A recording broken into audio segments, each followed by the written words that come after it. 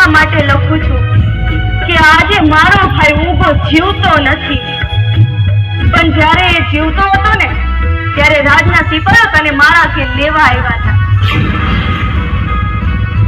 સાથે મારા બાપુએ સંદેશો મોકલ્યો હતો કે આય રાણી રાહ રાખીને વાત કરજો, અને નવઘણ તારી જગ્યાએ મરવા માટે મારી માએ મારા ભાઈ ઉગાને તૈયાર કર્યો હતો. તેથી મારી માને રડતી જોઈ મારો નાનો ભાઈ ગોઠણ જવડો પણ મરદનો દીકરો હો, તેથી મારી માને કીધું તું કે માં રડતી નહીં, સાની રહી જા. રાજા નવઘણને ઉગારવો એ તો આપણી ફરજ છે.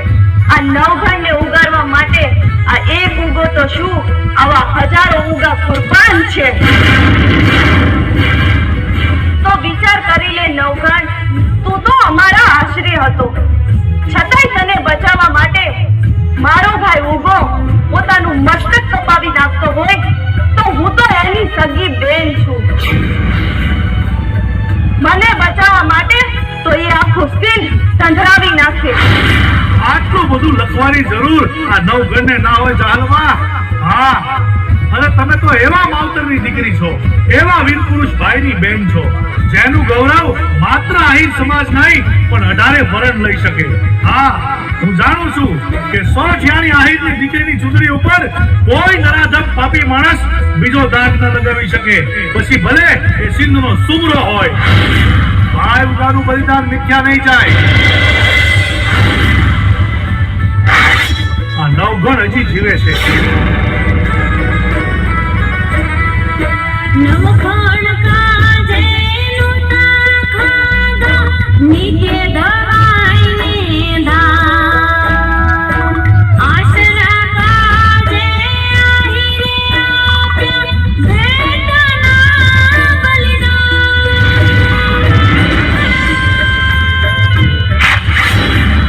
અરે ચાહલમાં આ નવઘણના રૂપમાં ભાઈ ઉભો છે હો.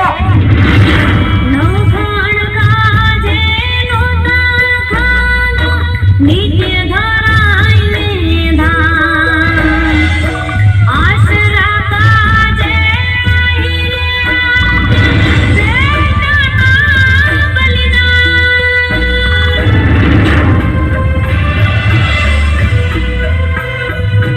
જવતા લટાણે મેનો તમાગ્યા માણેકને મોતી, મને મને રોકી સુમરાએ સિંધમાં રોકી.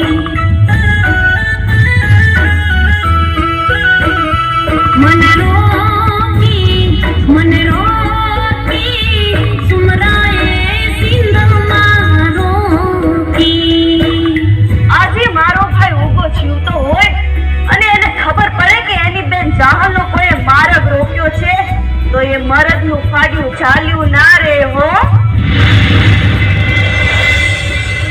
અરે જાહલમાં આ નવઘણના રૂપમાં તમારો ભાઈ ઉભો છે હો. પણ આજે નવઘણ ઉગો જીવતો નથી એટલે મારે તને કહેવું પડે છે. હું જાણું છું જાહલમાં કે તમે સિંધની ધરતીમાં એકલા હાથે હજારો મુસીબતોનો સામનો કરી પોતાની પવિત્રતાનું રક્ષણ કરી રહ્યા છો, અને આવા સમયમાં તમને ભાઈ ઉભો સાંભળે પણ ખરો. પણ જોજો હો જાહલમાં, સિંધનો સુમરો આવીને તમારો પાનો પકડે ઈ પહેલા આવીને તમારી સામે ઉભો રહી જાવ તો માનજો કે નવઘણના રૂપમાં ઉભો આવ્યો હો. પણ તું એમ ના માનતો હો કે હું તારી પાસે મારી આબરૂની ભીખ માંગુ છું.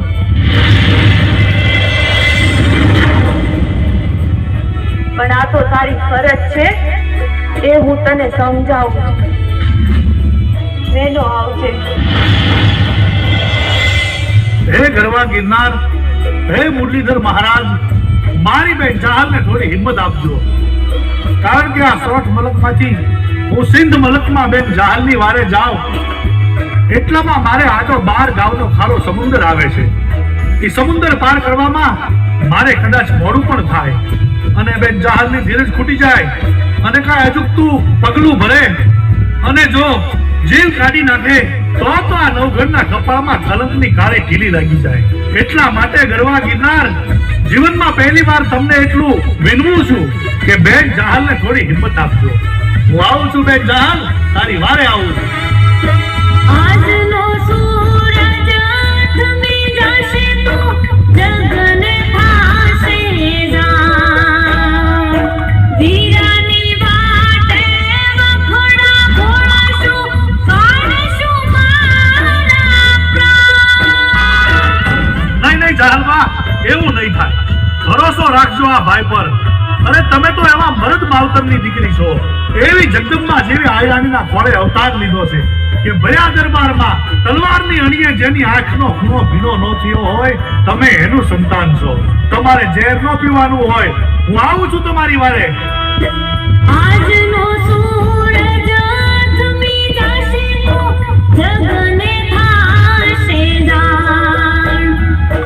વીરાની વાટે વખોડા ઘોળાશું, કાઢશું મારા પ્રાણ.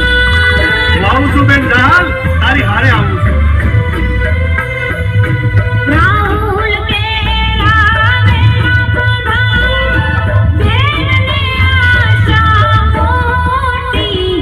મને રોકી સુમરાએ સિંહમાં રોકી.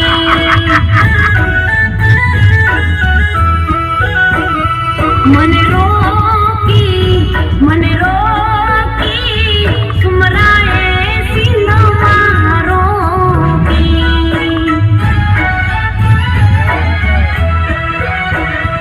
સુમરાએ સિંહમાં રોકી.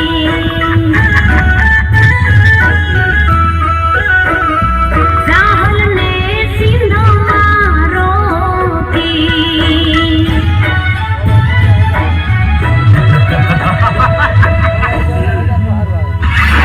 સેનાપતિ, મારું 13 ટુકા લશ્કર સાબદું કરી સિંધના પંથે રવાના કરો. હવે તો સોરઠની ધરતી પર પહેલો પગ બેન જહાલ મૂકશે, પછી જ નવઘણ. નહીંતર સિંધની ધરતીમાં સમાઈ જઈશ. હવે સોરઠિયાની ચૂંદડી ઉપર ભીટ મારનાર ના આ નવઘણ રાય જમણા કટકા કરી અને જોગણીઓના ખપ્પર ભરે છે. જય મુરલીધર, જય માં ખોડિયાર. अब पान पी जाओ जहां